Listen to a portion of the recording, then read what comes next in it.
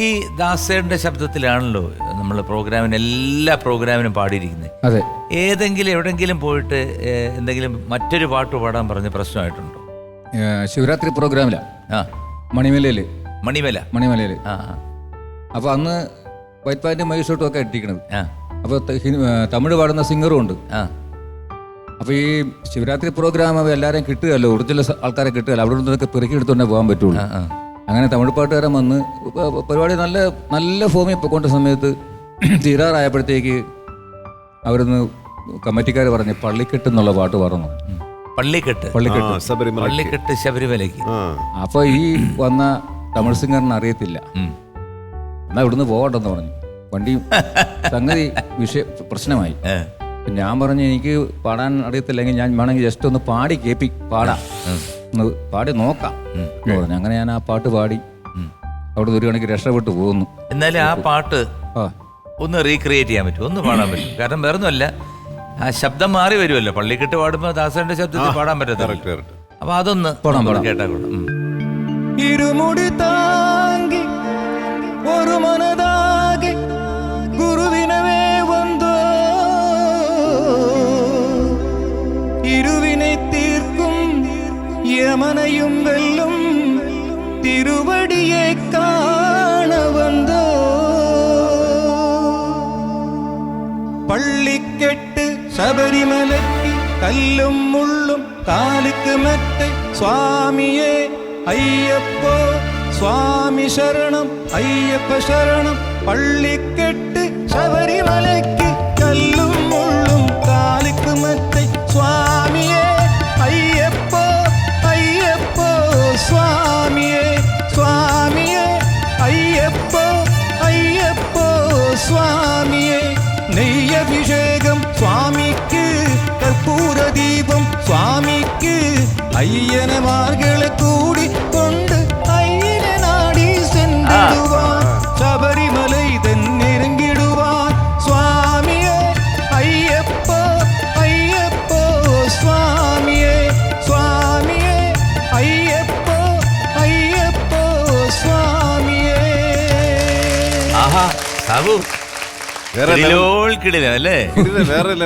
വേറെ സൗണ്ട് അതിലേക്ക് വന്നപ്പോ ഭയങ്കര സുഖം. നല്ല രസമുണ്ട് കേട്ടോ. Thank you. ഞാൻ TMS അനുകരിച്ച് പാടാറുണ്ട് അതായിട്ട്. ആണല്ലേ? അങ്ങനെയാണെങ്കിൽ ആ ഒരു പാട്ടൂടെ കേൾക്കാം പ്ലീസ്. പാലൂട്ടി വളർത്ത കിളി പഴം കൊടുത്തു പാർത്ത കിളി, நான் வளர்த்த பச்சை கிளி நாளை வரும் கச்சேரிக்கு, நான் வளர்த்த பச்சை கிளி நாளை வரும் கச்சேரிக்கு. செல்லுமா எந்தன் செல்லுமா செல்லுமா எந்தன் செல்லுமா. ഇപ്പോഴാണ് സാബു വൈക്കം എന്ന് പറയുന്ന ഈ പ്രശസ്ത ഗായകൻ, പ്രതിഭയുള്ള ഗായകന്റെ വെർസറ്റാലിറ്റി ഞങ്ങളുടെ മുന്നിലേക്ക്. ഇനി ഇത് തുടരണം കേട്ടോ, തുടരണം, വേദികളിലും തുടരണം. അതാണ് എന്റെ അഭിപ്രായം. അല്ല, ചെയ്യാൻ കേട്ടോ. കാരണം കാലം മാറി. നമ്മൾ അതേപോലെ ഇനി വൈറ്റ് ആൻഡ് വൈറ്റ് ഇട്ട് നിൽക്കണം എന്നൊന്നുമില്ല.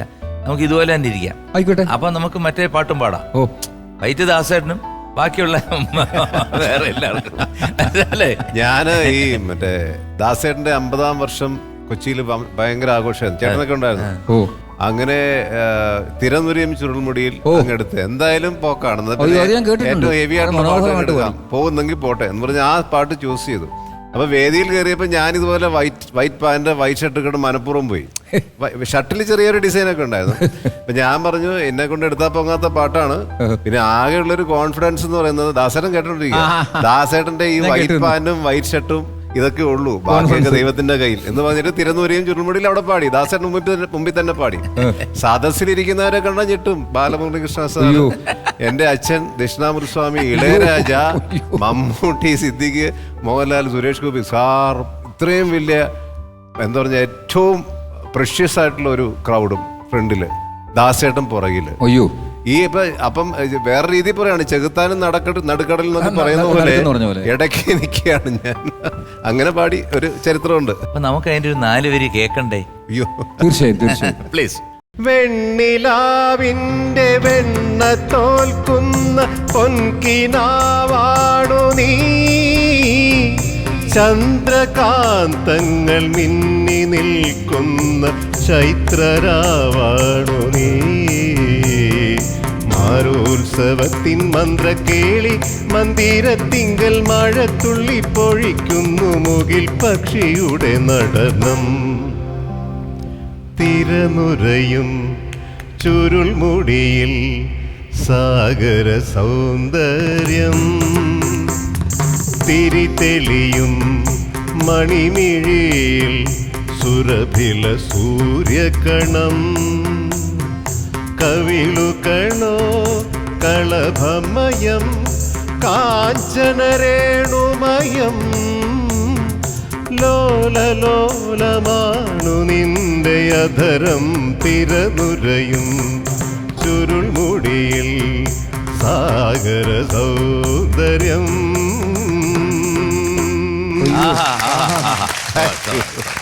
അപ്പൊ ഈ രവീന്ദ്രൻ മാസ്റ്റർ അടുത്ത് ചാൻസ് ചോദിച്ചു പോയിട്ടുണ്ടെന്ന് അറിഞ്ഞു, ശരിയാണോ?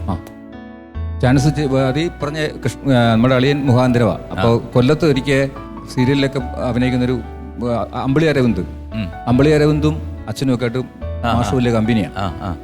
അവരൊരു വെള്ള കമ്പനി ചെന്ന് ഇരുന്നതാ. അപ്പൊ ഇങ്ങനെ സംസാരിച്ചപ്പോഴത്തേക്ക് കൃഷ്ണൻ എൻ്റെ കാര്യം ഇങ്ങനെ സംസാരിച്ചു. ഇങ്ങനെ കലാഭവനിലൊക്കെ പാടി എൻ്റെ ഒരു അളിയനുണ്ട്, അത്യാവശ്യം നന്നായിട്ടൊക്കെ പാടും എന്ന് പറഞ്ഞു. അപ്പോൾ രവീന്ദ്രൻ മാഷ് ആദ്യം അവനെ കൊണ്ടാണ് പാടിപ്പിച്ചത്. അപ്പോൾ പറഞ്ഞ് ഇയാളും തങ്ങൾ നന്നായിട്ട് പാടുന്നുണ്ടല്ലോ. അപ്പോൾ പറഞ്ഞ് എനിക്ക് അതിനോടല്ല, ഞാൻ ചെറുതായിട്ടൊക്കെ സംഗീതം ചെയ്യുമെന്നവൻ പറഞ്ഞു. അപ്പോൾ ഇങ്ങനെ എൻ്റെ അളിയനൊരു അവസരം കൊടുക്കുവാണെങ്കിൽ, അപ്പോൾ സാറന്ന് കുമാരപുരത്ത് താമസിക്കുമ്പോഴും പറ്റിയാ അതിനെന്താ ശരി ആയിക്കോട്ടെ, എന്നാ പുള്ളി ഒന്ന് വിളിക്കാൻ കൊണ്ടുവരാൻ പറഞ്ഞു.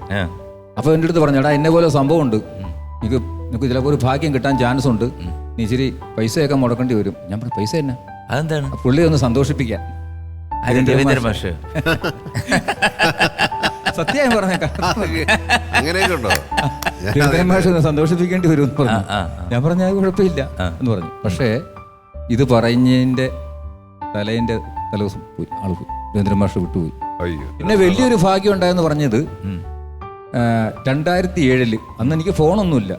ഈ ലെവറപ്പ് ഞാനന്ന് വാടകയ്ക്ക് താമസിക്കുമ്പോഴത്തേക്കാണ്. അപ്പോൾ അടുത്തുള്ള PP നമ്പരെ പരിപാടിക്കാരൊക്കെ വിളിച്ചുകൊണ്ട് പോയിക്കണം. അങ്ങനെ ചേട്ടൻ വിളിച്ച്, കുട്ടികൃഷ്ണൻ എന്ന് പറഞ്ഞ ചേട്ടൻ, എടാ മാതൃപത്രത്തിൻ്റെ ഒരു രവിദ്രഗാന മത്സരം നടക്കുന്നുണ്ട്, നീ ഒന്ന് കൊടുക്കാൻ പറ്റില്ല പറഞ്ഞു. ഞാനും കൊല്ലെന്ന് പറഞ്ഞു. 2007 ആലോചിക്കണം, പിള്ളേർ കളിയാണെന്നാണ് ഞാൻ വിചാരിച്ചത്. അപ്പോൾ എന്നാൽ ഏത് പാട്ട്? അപ്പം ഞാൻ പറഞ്ഞ് പ്രമോദവനം ലിസ്റ്റും കൊടുത്ത് നാമ്പടത്തായിരുന്നു. അവിടെ ചെന്ന് കഴിഞ്ഞപ്പോഴത്തേക്ക് മുഴുവൻ പിള്ളേരാണ്, നമ്മുടെ പ്രായക്കാരും കാണുന്നില്ല. അങ്ങനെ ഇരുന്നപ്പോഴത്തേക്ക് കുറേ പേര് വന്നു. അപ്പോൾ ഒരു മനസ്സിന് സമാധാനമായി. അപ്പോൾ 701 എൻ്റെ ചെസ്റ്റ് നമ്പർ. അങ്ങനെ അനൗൺസ് ചെയ്തപ്പോഴത്തേക്ക് 1ാം സ്ഥാനം എനിക്കായിരുന്നു. അങ്ങനെ ഒരു വലിയ ഭാഗ്യം കിട്ടിയ ശേഷമാണ് രവീന്ദ്രൻ മാഷിനെ പാടാനും കിട്ടിയത്. അപ്പൊ നമുക്ക് അടുത്ത പാട്ടിലോട്ടൊന്നും കയറാം. Okay please.